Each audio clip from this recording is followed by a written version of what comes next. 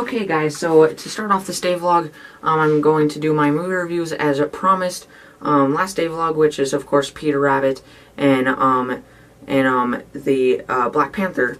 So my first one is Peter Rabbit. So if you guys are wondering why I'm right here, is because I just went to go start doing my stuff for the rest of the day vlog. Because of course I went to go see Peter Rabbit. The second day was in theaters, which was last week of course.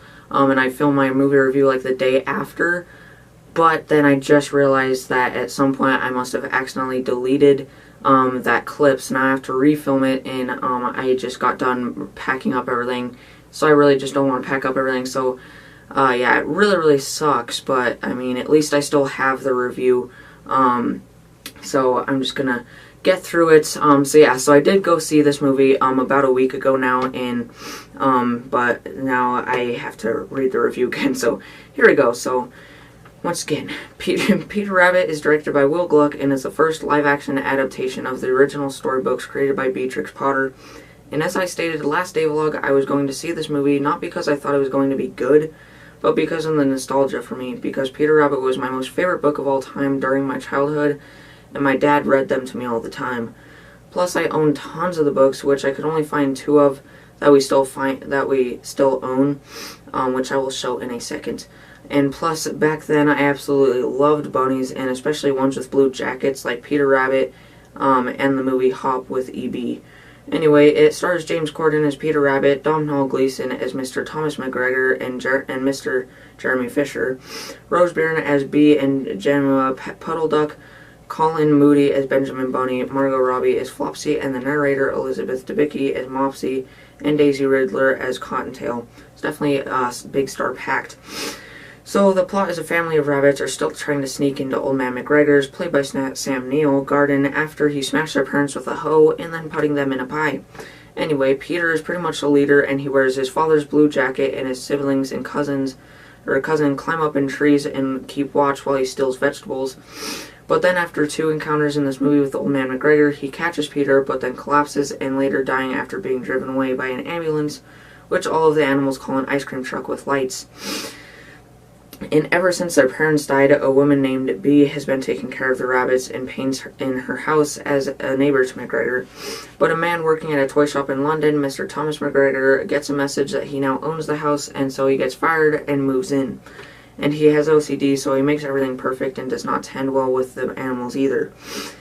But when him and Bee start to get to know each other and get into a relationship, he has to pretend to like them, but he sets up electric wire everywhere and later puts dynamite in the rabbit's burrow underneath a big tree right by Bee's house. But after everything goes wrong with his traps due to the rabbits, war starts between them, and in Bee's painting room, the 2 fight when she leaves the room, but then act good again whenever she comes back.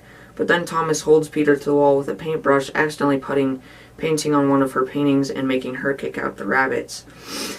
And that is when they get back at him the next morning with garden rakes, small animal traps, etc.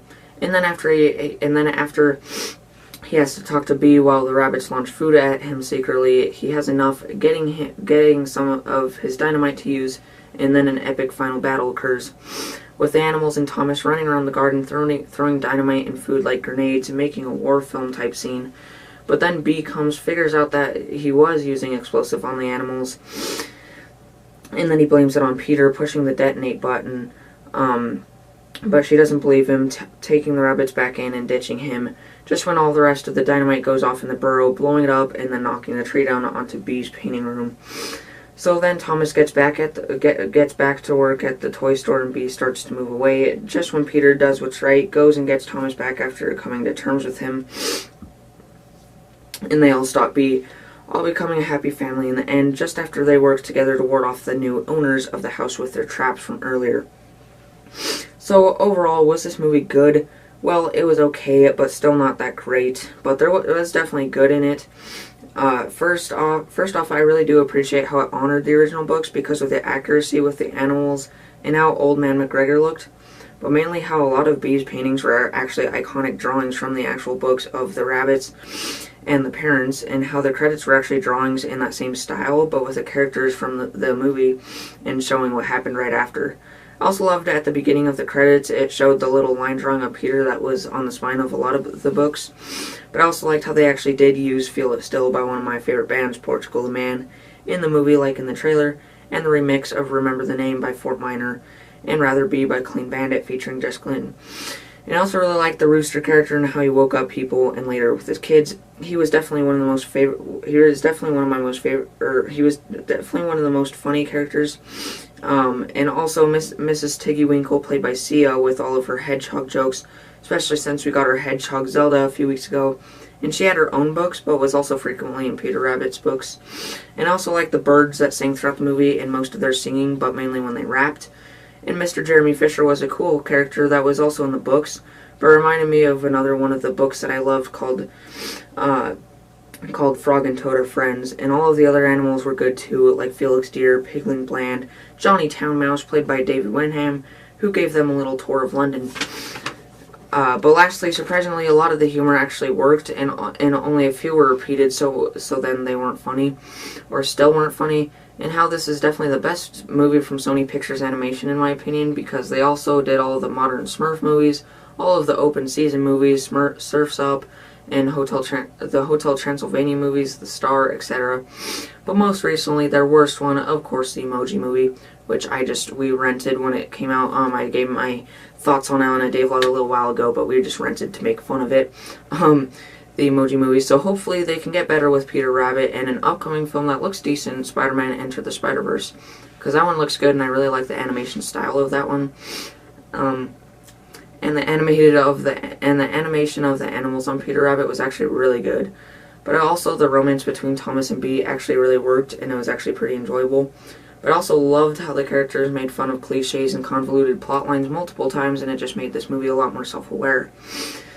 But there are many cons. First off, it did seem to start getting kind of long, even though it is only 1 hour and 33 minutes. But also, most of the humor did not work, and some of it was repeated way too much, but at least there were no fart jokes or dabbing. Also, kind of how it was modernized, and how Old Man McGregor was quickly killed off and replaced, but that's not a huge problem. But also, the music was all over the place with pop, sad, rock, etc., and how a lot of the plotline were random and completely useless. The acting by most of the characters and actors and actresses was not great, and also a lot of the humor relied on dumb slapstick humor, and some of it made the characters just less human. Like when Thomas walks onto a garden rake and then walks forward and back like 8 times, not figuring it out. And also the electric charge doorknob making 3 different characters go flying got old real quick. And lastly, the joke when Peter was trying to put a carrot into Old Man McGregor's butt crack. It was just odd, out of place, and was just honestly kind of weird. And the joke when they were launching food at Thomas and they grabbed blackberries because they knew that he was really allergic to them. And then they launched one into his mouth, making him choke and pass out, until he uses his EpiPen and revives himself, while the rabbits are joking and saying, "Wow, we finished him off just like we did to Old Man McGregor." And that scene is now in the news because parents think it is very controversial. So overall, Peter Rabbit was just a little bit better than I was expecting, but it still wasn't amazing. So if you are or were a huge fan of the books, I would recommend going and seeing this, but if not, I probably wouldn't. And if you want to take your kids to a fun animation movie, I would wait for Isle of Dogs instead, even though it's only in select theaters, so probably not ours. So yeah, but I really do want to see that. So I will go get the books real quick, what I could find. I could only find 2 of them, like I said, in Hop, and I'll show you those real quick, what I was talking about. So yeah, so here's Hop. This used to be like my favorite movie, back until I realized that it actually really isn't a good movie. I mean, it's enjoyable, but it's like a guilty pleasure. Like, I like this movie a lot, but I know it's really bad. Yeah, but that is EB, of course. So yeah, but that's that. I just want to show that real quick. But then Peter Rabbit books I could find were these 2. I know I had tons more, but this is probably my most favorite one of all time. This one's just a basic little Tale of Peter Rabbit book. And whatnot. But this one, it's like the cover, front and back cover, like filled with like cotton, fluffy stuff. It's actually a pop-up book, and I was one of the few little kids that takes care of my pop-up books, not rip out everything. You can see that. And yeah, let me get a little higher so you can see that. But yeah, a little map, and then right there, tons of stuff that pops out. And then there's also little stuff that you can open up, like this little thingy right here, and there's a little owl, which I cannot do. Yeah, right there. There's a little owl in there. So yeah, so there's that. And then right there you can even like switch that little thing with little Jeremy Fisher right there. That little fish and frog. Then you got a little sneaky fox. So yeah, I used to just like love just sitting there and playing with this when I was a little kid. And there's that and a little cookbook and stuff. And then this little pop-up newspaper and everything, and a little cat comes out the door. Boom, old man McGregor right there, and then you can like knock stuff off there. And then when you open that, stuff flies everywhere. And then, yeah. Then this one you can also just like pull this thing up, and if you look into the windows, it looks like it's like multiple layers, and you can like look through there and everything, so it's kind of cool. And then there's little letters and stuff. But yeah, so that's just like my favorite book of Peter Rabbit. But yeah, so that's my review for Peter Rabbit, filmed once again. Last time it was only like 10 minutes, so it's around 10 minutes this time. So at least I got it at the same time, but that just really bugs me, because I really like knowing, like, when I have my movie reviews, I really like knowing that I have them filmed, and like I actually legitimately have them filmed, like, right after I like go to the movie, like the day after or whatever. Which I did, but then since it got deleted, now it's almost a week after I went and saw the movie, so I still have the review, of course. So, but that is my review. I'm happy to have it filmed again, so I'm going to get all these clips onto my computer, edit it all together, and I will have the day vlog completed with both the movie reviews, no matter how out of place this one is, sadly, because it would have been perfectly fine, but I deleted them, so I've just got to be a lot more careful with watching over clips, because if you guys remember my whole short film, Take Me Home in 90 Days, first half of it got deleted, so I had to refilm that whole thing after like 3 months of coping with that, and I'm getting over it finally. Just got that and I released that, so if you haven't seen it, check that out, by the way. So on my Black Panther review now. Okay, so now since I went to go see Black Panther, for me, yesterday on Saturday's second day, it was in theaters, of course, I have my review all typed up that I typed up last night, so here is my review for Black Panther. So Black Panther is directed by Ryan Coogler and is the newest entry into the Marvel Cinematic Universe, but it is also the first African-American lead / about 90% of the cast in a superhero movie since 2008's Hancock, and the first actual Marvel one since the Blade trilogy ended back in 2004. It stars Chadwick Boseman as Black Panther / T'Challa, Michael B. Jordan as Eric Killmonger, Andy Serkis finally reprising his role from Avengers Age of Ultron. Just a second, by the way, I was wearing this on the day we went and saw it, and when we were at Famous Footwear a little bit earlier, a person was just like, "Is that Ultron?" And I was just like, "Yeah," and she was just like, "Oh, I love Marvel." And then we were at McDonald's a little bit later, and she was just like, "Age of Ultron," and then she was like, "I'm a huge Marvel fan." So yeah, so I just decided to wear this because, you know. But yeah, so just, anyway, back to the review. So, reprising a role from Avengers Age of Ultron as Ulysses Klaue, Lupita Nyong'o, hopefully I'm pronouncing these right, it's a lot of course, African-American names and stuff. Lupita Nyong'o as Nakia, Danai Gurira as Okoye, Martin Freeman as Everett K. Ross, Daniel Kaluuya, which was on my favorite horror movie / thriller of all time so far, Get Out, as W'Kabi, Letitia Wright as Shuri, Winston Duke as M'Baku, and Forrest Whitaker as Zuri. And there's Shuri and Zuri, so they sound a lot the same. So I'll try pronouncing them. I'll try making them sound different.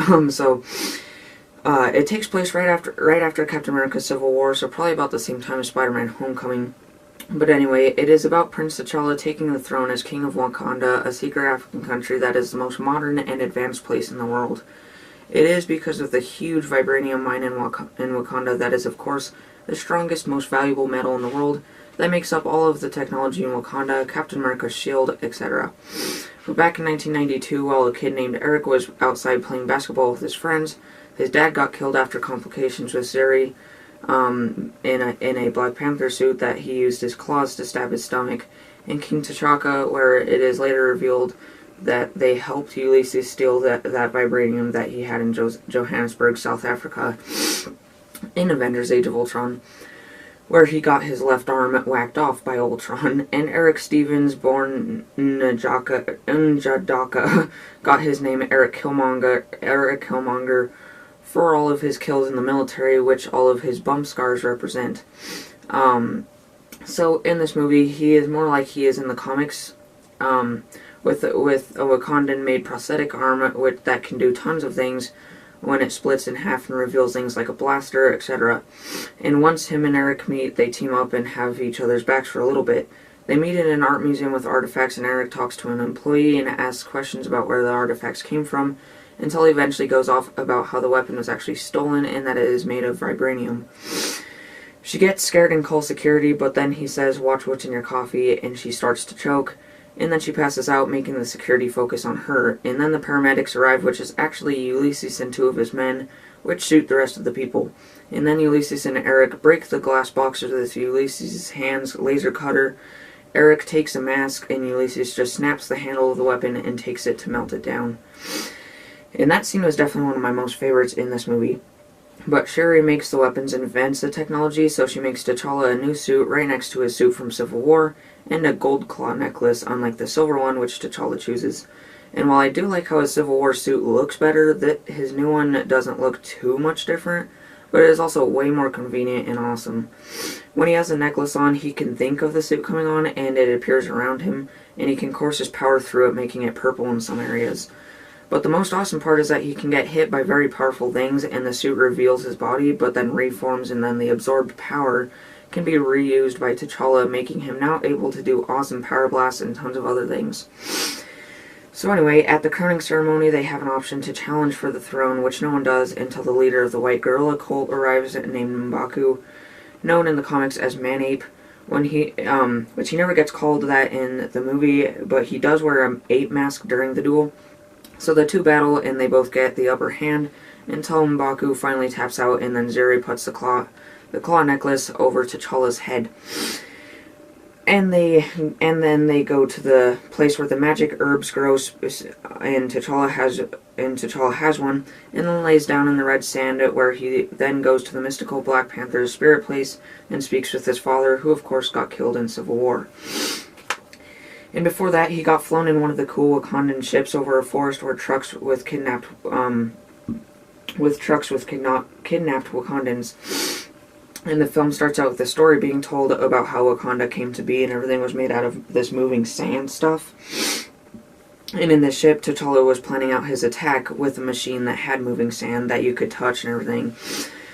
And eventually, T'Challa says bye to Nakia and drops out and throws gadgets down onto the trucks, which shuts them down. So then he beats up all of the goons in the darkness with only light from the bullets hitting his bulletproof vibranium-laced suit. They then decide that they have to go to South Korea to retrieve Ulysses and bring him to Wakanda. They get there to a casino where they meet up with Everett K. Ross, and then Stan Lee cameo occurs with him giving Everett poker advice.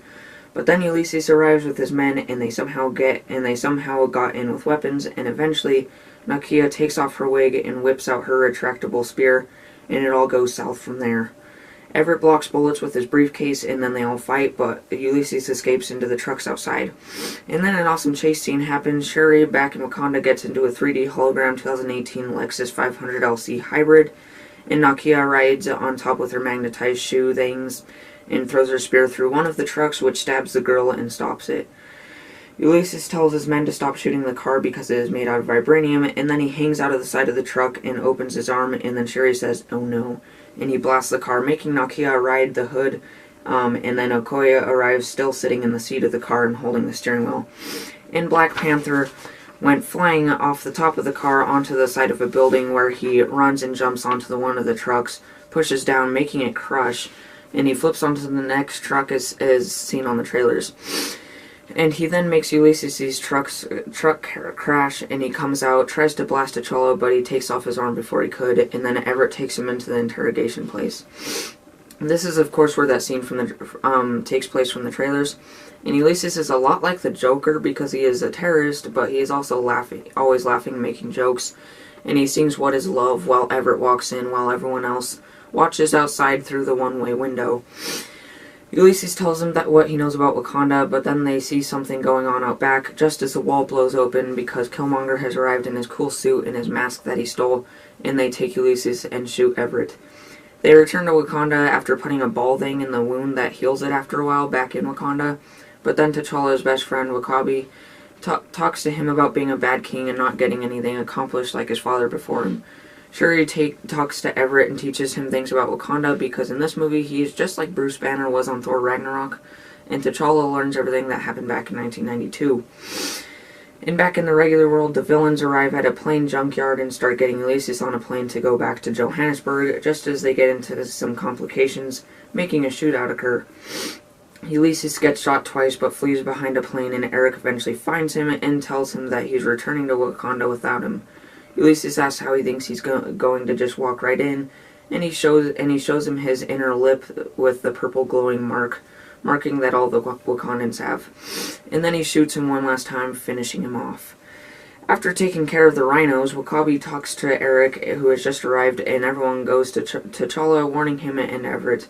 He comes into the council room and talks to T'Challa and challenges him for the throne, and they all deny him, but then they realize that they have to allow it because he is of royal blood, since he is T'Challa's cousin. And they all go to the challenge area, but this time without all of the other tribes, and they start to duel. It is about the same as the first challenge, but in the end he stabs T'Challa in the stomach instead of the shoulder like M'Baku did, and then he gets ready to finish him off, but then Shuri tells Eric that it was him that killed his father, and so he stabs him and he falls to the ground. And then he picks up T'Challa and throws him off the huge waterfall, just like in the comics. And everyone there was crying and was of course so mad, but yet they still had to crown their new king. And after that, Shuri and Okoye try getting everyone to overthrow Killmonger, but no one accepts except for Everett, who used to be a pilot, so he gets to pilot one of the ships during the final battle. Down in the vibranium mine, when Shuri's lab, where Shuri's lab is in the medical bay, Eric gets the gold necklace off screen, but then later Shuri creates her Panther hand blaster gauntlet things. Eric goes to the red sand, takes one of the herbs, and then he goes to the spirit place and he talks to his father, and comes back to real life yelling at the women in the room to burn the place down, which they eventually are forced to. But Okoye and Nakita get one more of the herbs before they do. The girls and Everett take it to M'Baku and offer it to him, but he tells them to follow him, and he shows T'Challa in a tent in snow resembling the red sand, and they give him the herb, making him go to the spirit place one last time, and his father tells him that it's time for him to join him there. But he yells at them and he returns ready for the final battle. And that is where all of the Wakandans gather outside of the vibranium mine under Killmonger's control, so they are starting to transport the Wakandan weapons all over the world, just as one of the ships crashes and Black Panther rises up from the crash site and starts walking toward them, but Eric orders the people after him, which they do. After a big battle, T'Challa orders W'Kabi to stop this right after he used his power to slam down, sending many Wakandans flying, which was awesome, but then W'Kabi blows a horn and the rhinos pop up with armor and start charging at everyone. And then when the women warriors get ready to battle Eric, he pulls out his two blades and his awesome black and gold Black Panther suit forms around him, and then they all battle. But eventually, once Nakita changes their minds, they all flee, so Everett in the mine room plays 3D hologram Wakandan ship can regain his control and fly over to the mine to shoot down the ship, blasting down the windows where he is piloting his ship. But then T'Challa tackles Eric and they fight while falling with the only sound being the echo of their grunts. And it was a lot like the scene on Spider-Man 3, but a little better CGI, of course. And they finally land on one of the magnet levitation monorail tracks, and T'Challa yells up at Shuri to turn on the monorail, but she says that the stabilizers will defect their suits, and he tells her to do it anyways. And so after a brief battle, their suits start going all weird, and they yell at each other from opposite sides of the monorail. Eric talks about kids just like him out there that could use their wealth, and the world is struggling and needs Wakanda. But then they start fighting again, but after a while of awesome battling, Eric's dagger flies up, and one of them catches it, and then it shows T'Challa with it in Eric's stomach. Last page. So Then Eric talks about how his dad used to say that nowhere had sunsets as beautiful as Wakanda, and that he would take him there someday. So in an emotional scene, T'Challa helps him back up, and they watch the sunset together, and then Eric pulls out the dagger and falls over. Then T'Challa gets back together with Okoye, and then it ends with the two of them going to Eric's apartment where his and his friend's literal basket for basketball was, and a ship comes and lands, and the kids playing basketball start checking it out. And one of them asks if it is T'Challa's, and then they ask him who he is. He smiles, and then it ends. The first after-credits scene shows T'Challa and others at a UN conference, and he says that Wakanda will now be open and share their resources and technology with the rest of the world. A man asks what exactly does an African country have to offer to the rest of the world, and then him, the others, and Everett grin at each other. And the second after-credits scene shows kids with their faces painted on in one of the little village homes that were seen on the edge of Wakanda earlier. And then they run out laughing, and T'Challa's mom asks them if they were messing with the man again, and they yell, "White Tiger, White Tiger." And then Bucky Barnes walks out, all clean-looking, still without his metal arm, and T'Challa's mom tells him where he is and that he has a lot to learn. And of course, White Tiger is another character in the Marvel Universe that is actually a name used by 7 different characters in the Marvel Universe. So maybe instead of making Bucky the new Captain America like in the comics, Falcon will become the new one instead, also like in the comics, and then Bucky will become one of the White Tigers. And that's why when Everett showed up earlier, Shuri said, "Great, another white boy to fix up." But then it officially ends with a screen that said Black Panther will return in Avengers Infinity War, which is awesome to see once again, like at the end of Thor Ragnarok. I just cannot believe that we can now say that Avengers Infinity War is the next MCU movie, since it has been my #1 most anticipated movie for the past 3.5 years or so now. And that is, it's just crazy. So, overall, for the pros, the album was pretty darn good, made up mostly of my second favorite rapper after Eminem, Kendrick Lamar, and especially Pray For Me by Kendrick Lamar and The Weeknd, that played during the casino scene, and All the Stars by Kendrick Lamar and SCA that played during the really cool visionary credits. But I also loved the visuals and the overall creativity of the technology and the look of Wakanda. I also absolutely loved how much it actually embraced the African culture and was really a film about their culture and the controversy with African American lives lately and throughout history. And the costume design and accessories and the things like all of their rituals and religion was great. But also, Eric Killmonger was without a doubt one of the best Marvel villains in the movies so far. Just how ruthless and truly broken he was while making Wakanda almost seem like the true villains. But even Ulysses Klaue was one of my favorites too. I loved his personality, weapons, scenes, and how we actually got to see Andy Serkis himself, because he is almost always motion capture characters, and I really hope to see more of him like he was in this movie in the future. But also, in Eric's hometown, Oakland, California, that is where the real-life Black Panther movement took place and where Ryan Coogler is from. But lastly, how it connected to the rest of the MCU when it needed to, but it was more of its own thing with its own different feel.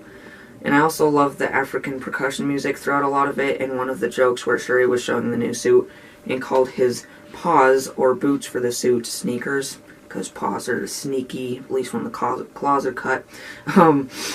But for cons, this film did have some pacing issues and was definitely one of the more slow-paced Marvel movies, and it's not going to be as rewatchable as some other of the MCU films. But also, a lot of the humor did not work. This did have a lot less humor as I expected, but when there was, most of it didn't work. Like when Shuri was watching the new suit, or showing the new suit, and before she shows him his sneakers, she whips her hand down and yells, "What are those?" Which was a meme that died a long time ago, but who knows, maybe they just get their memes later than the rest of the world. Because there was also another scene when she had her wig on in South Korea, and she said, "I'll just whip it back and forth," which is an old song, so, I don't know. So, not a huge problem, just kind of a little gripe.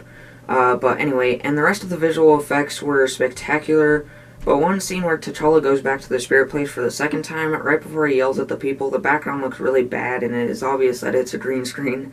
But other than that, that is about it. So overall, I would recommend going and seeing Black Panther and buying it once it comes out on physical media. It was a good MCU superhero film, but also a good controversial awareness uprising film. So that is it for my Black Panther review, and as always, I thought long and hard after I finished it to see if there was anything more I needed to add. but I really don't think there is. So yeah, so that is both of my reviews. Very happy to get both of those out now. And yeah, so we also haven't really done a movie review for a while now. Not since Star Wars The Last Jedi, I believe. So yeah, so now on to the next part of the day vlog, whatever that will be. Okay guys, so first off I just want to say that I believe on the last day vlog or a couple day vlogs ago, I was reading a book called Manhattan Hunt Club. My dad lent it out to me, and I finally finished it after quite a while because of course I'm not the fastest reader. But I finished that a couple weeks ago now, and that was pretty darn good because I definitely did progress my reading skills after that. So yeah, but so I finally finished that, and that was definitely pretty darn good. It is kind of slow getting into it, but yeah, so just a kind of little review on it. But finally finished it, and yeah, definitely really like the ending of it, and the whole like hunt sequence, especially once they finally find the main character, his girlfriend and his dad finally find him, and they all go at it together. The villains and everything. So yeah, so definitely if you ever get a chance, definitely read that The Manhattan Hunt Club by John Saul. But now I'm on to this, and after reading that and some other books and stuff, I'm definitely this I said a while ago when I first showed that I got this. It's my last Diary of a Wimpy Kid book that I would be getting, but I'm also pretty darn sure it's going to be the last one. But yeah, I've just started like a couple days ago, and you can see I definitely am faster reading because I'm probably going to finish that within the next few days, and I just started it. So yeah, so, but, so that, yeah, that's that. But the other thing is my updated minifigures. So I do have a few more, to show for this video. So my first off ones are, is this one right here, which actually isn't technically a minifigure. I don't know why he's all sideways and stuff. But yeah, he's technically not a minifigure, but he is a build minifigure kind of, whatever you want to call him. But if you don't know him, he is from Iron Man 3, although he only had like 30 seconds of screen time or something. Kind of just ran up, popped out his little spine thingies, and held up a little shipping container. But he's a pretty darn cool suit, and I just wanted to build him because I didn't think it was going to be that hard, and it really wasn't, and I just added my own details and stuff. But his nickname is Igor. I can't remember what mark he is. I believe he's like Mark 38, I believe. But yeah, so you can see he is one of the only blue Iron Man suits, at least in the MCU, but basically I just built him like that. And then the top, you can see I even added that right there. There's his little middle arc right there, and then all of the little like hazard blue and silver thing markings and everything, and his little shins right there, and his face, really cool. I really love all the detail I put into that, and also put the little lifter thingies on the top of there right there, and some detail around his head, and a lot of detail on his back. So I'll show him in a little better detail right here. So yeah, so you can see all the details on his back and everything, and just him in a little better details in his little hands, his claws and stuff. But yeah, so I just put him right next to my Hulkbuster. That was one of the Lego sets I kept together out of all the many Lego sets I used to have, and they look pretty darn good and right next to each other. But then next up, I also made, you guys know I love the Saw franchise. I talked about it a lot last day vlog, but I made 2 custom minifigures from the Saw franchise, and of course I made the main antagonist, or what I like to call Vigilante. But yeah, so got the John Kramer himself right there next to one of the most iconic movie characters, Billy the Puppet. At least in horror anyway. But yeah, so there's John Kramer. He's not too insanely hard, but both of these guys' hair are made completely out of clay, like Doctor Strange's and everything. But yeah, so I just went with my X-Acto knife like always, and did all the fine detailing on both of them, and used paint and whatnot. So his hair turned out pretty darn good. I did add some like tan highlights, so it was kind of not fully fluffy white. And then I did add the little hood, so he's in like his iconic robe type thing. And then Billy the Puppet right here. You can see I used the little short legs and everything, and his face turned out a lot better than I thought it was going to, especially since I got more of the fine details, and I actually drew a nose on him because he just doesn't look good without a nose, even though no other Legos I've ever made have a nose, and none of the ones made by Lego usually have a nose ever. But yeah, so then the base plate, I just made the little SAW logo right there and colored it red after I painted it with white. And yeah, so here is them in some better detail. So you can see the backs of them. Nothing much on Billy the Puppet, but then the hood on John Kramer. So nothing much with them, but definitely really like both of those minifigures there. But then the next one here is Iron Patriot. I finally remade him. I'll show you the before and after picture in just a second. But you can see him back there next to all of my other Lego Iron Man suits, 42, 43, and 45. Because of course 44 is that Hulkbuster suit. But there is my new Iron Patriot. Of course, I'll show before and after in just a second. You'll see how much he has improved. I actually made him his actual good shoulder gun and everything. And of course, it can be on either side because he has a little track on his back that he can adjust which side, or while he's flying, he can like shoot while it's above his head and everything. But you can see I actually drew the headlines and everything, and he looks so good. Definitely one of my most favorite, if not my favorite, custom Lego minifigures, because he may have even beaten out Thanos, because I just love his Infinity Gauntlet and everything. But a lot of them, like Doctor Strange, Thanos, and Iron Patriot are like fighting for my favorite custom minifigures I have made, I would say. But here's the pictures of that Iron Patriot in more detail, and the before and after picture of him and his new one. So you can just see all the detailing and just how good he looks in the extra better pictures of him than right now. So yes, that's Iron Patriot, and then you can see the before and after picture. He just looks so much better. And I didn't even put the face lines on there last time. So yeah, so that is that. But then I believe my last two, I will shut this off after I'm done with these and really make sure I'm not missing any.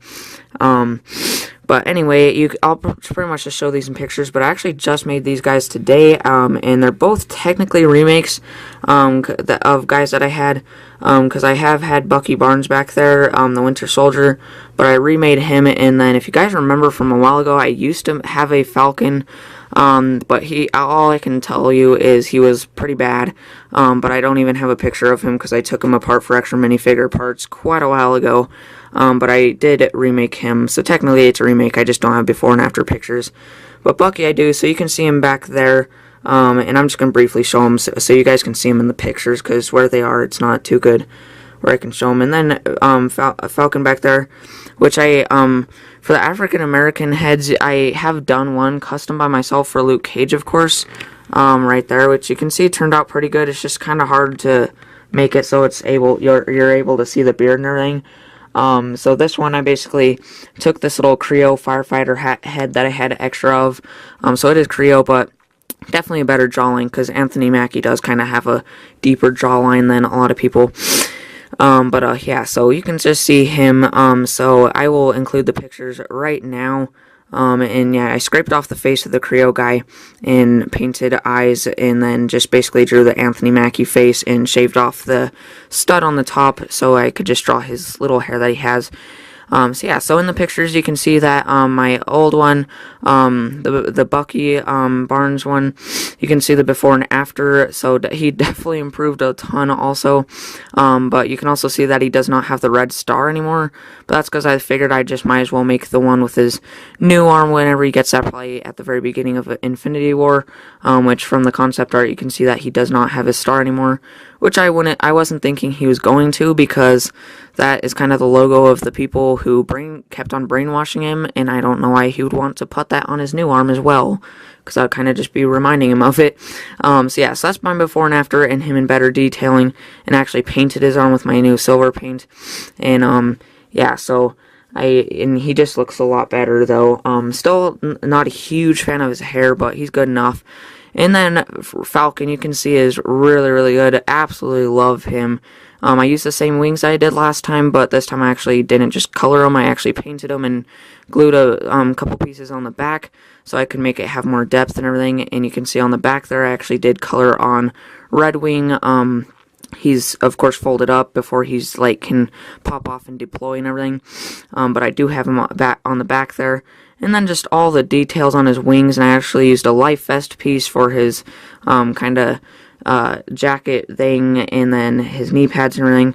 And yeah, his face actually turned out decently, so I really like that minifigure, and the wings and everything worked out really well. So yeah, so I believe those are all my custom Lego minifigures new. I will shut this off real quick and think if I have anything else real quick though. Okay guys, so that is all my custom Lego minifigures. So now for my updated movie collection, and I would do an updated movie poster wall, but I still have to finish a few more movies and add a few more posters, so I'm just going to save, there's not a ton, so I'm just going to save my updated movie poster wall for the next video, or the next day vlog, so definitely stay tuned for that. Whenever that comes out, and also the next Clash of Clans account update will be on that. So I'm pretty much showing everything on this day vlog, but some stuff I will just save for the next day vlog to save some time in this day vlog, of course, and not make it like 50 minutes or whatever. So yeah, so next one for sure, updated movie poster wall and Clash of Clans account update. But for my new movie collection, I only have 2 new titles, which is one right here, Only the Brave. I gave my review on it a few months ago, back in October, I believe, when I went to go see this in theaters for my birthday. But as you guys know, really love this movie. It's probably my second, if not first, most sad movie I've ever seen. It's kind of fighting with Mr. Church. Yeah, so you can see the cover right there. Really love that. It has, of course, actors. Some of them are like probably in at least my top 20, because of course I've seen hundreds of movies. It's kind of hard to decide any top favorite things in movies for me anymore. But Josh Brolin, Miles Teller, and also people like Jeff Bridges, James Badge Dale, Taylor Kitsch. Not a huge fan of him, but in this one he's okay. Jennifer Connelly, and yeah, I just got DVD and digital, and then yeah, the spine right there is actually pretty decent, and then the back right there is also really cool, and there's no disc art or anything, it just says Only the Brave, so I got that, very happy to own that now. And then next up over here, you guys know a while ago I got Harrison Ford Blade Runner The Final Cut.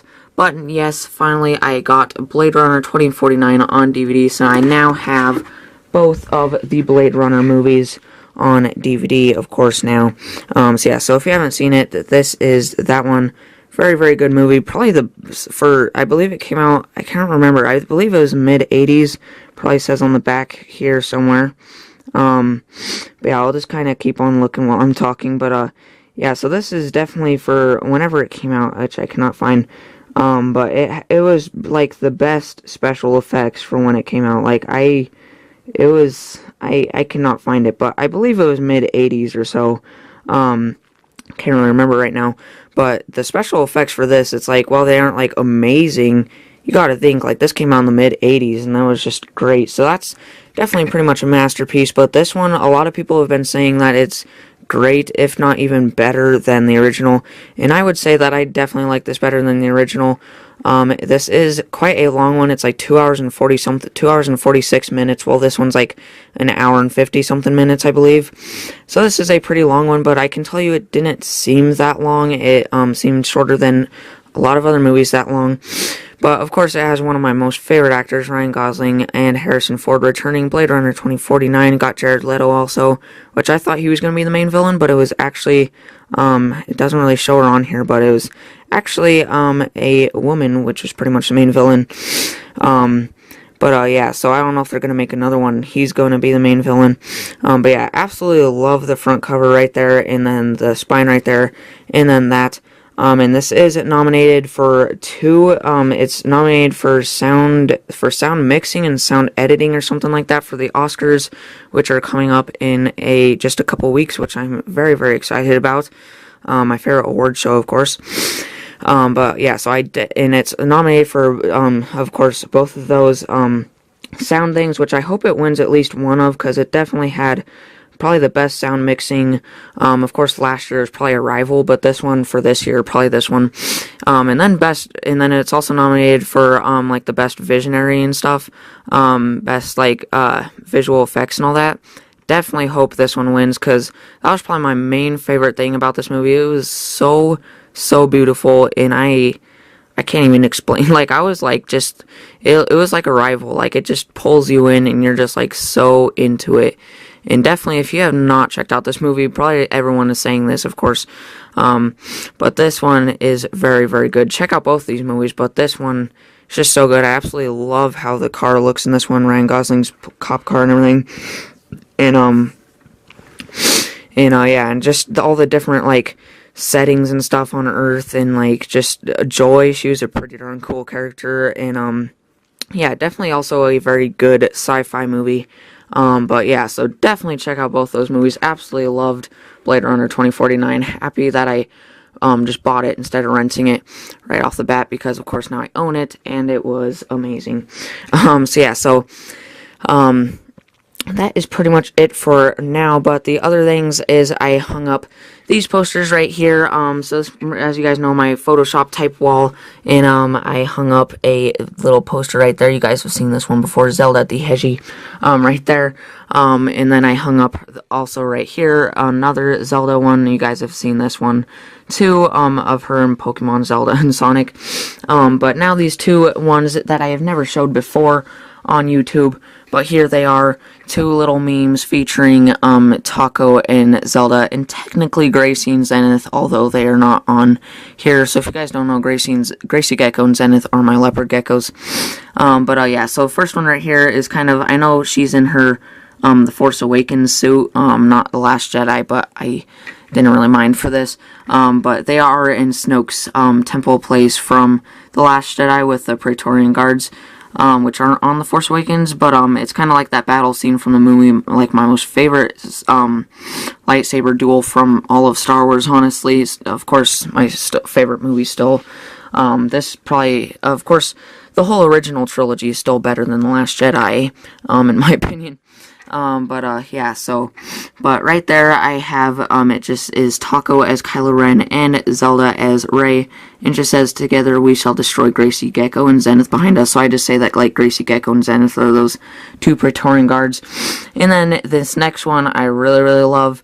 I basically made Taco lay down, and took a picture of him, and then it turns out I did it the wrong way, so I actually had to cut off his arm right there, and then flip it and put it this way, and then take another picture of him and cut out some of his, it sounds so violent, but I had to cut out some of his fur and put it over there so he wasn't, like, missing, he didn't have, like, a hole in him. And then I had to cut off his head from another picture and put it on this picture so he was looking the other way. So after Frankensteining my dog for a picture, and then I just put a rock on him so you couldn't see Adam, because in this picture Taco's supposed to be Adam, but basically it's a very famous painting called The Birth of Adam. So I put The Birth of Pucho, since his name is Taco El Pucho Wood. And I basically just put Taco touching, I can't remember, I'm not like a huge religious person, but I don't know if it's God or whatever, but and then all of his people, and he's reaching his little finger out, and Taco is touching him, so really like that. So yeah, so those two things, so very interesting over here. Yeah, other than that, I think that is pretty much everything that I had to show in this day vlog. So not a ton that I had to show in this day vlog, mainly just the movie reviews, I think, is what took up most of the time, but they were, of course, 2 movie reviews, which took up a lot of the time. But I guess I can show a little bit of the updated movie poster wall, which is right here. Of course, I do have my poster for Black Panther already on my MCU movies there. But over here, I can show this right now just because I don't have to, like, give my thoughts on any of them. I just have to show them. But I made a new DCU so far collection poster right there, which is a lot smaller. Just I figured it shouldn't take up as much space as it was, because it's not amazing. But yeah, so just all of the DCU posters so far, and I got, like, the newer Justice League and Wonder Woman posters because I like those better, and I just put all those on there. And I also redid my Star Wars one, made it a little more neat and smaller too, with all 6 of the prequel and original trilogy right there, and then Episode 7, Episode 8, and then in a couple years, actually probably towards the end of next year, whenever they release the final official poster for Episode 9, that will go right there. And then once I get my new one, and they release a poster, and then I got Rogue One, and I don't think that's the final trailer for Solo, but even if they do, I just really, really like that poster. The movie doesn't look amazing so far, and even Disney themselves was saying that it might not be that good. have the poster right there for it.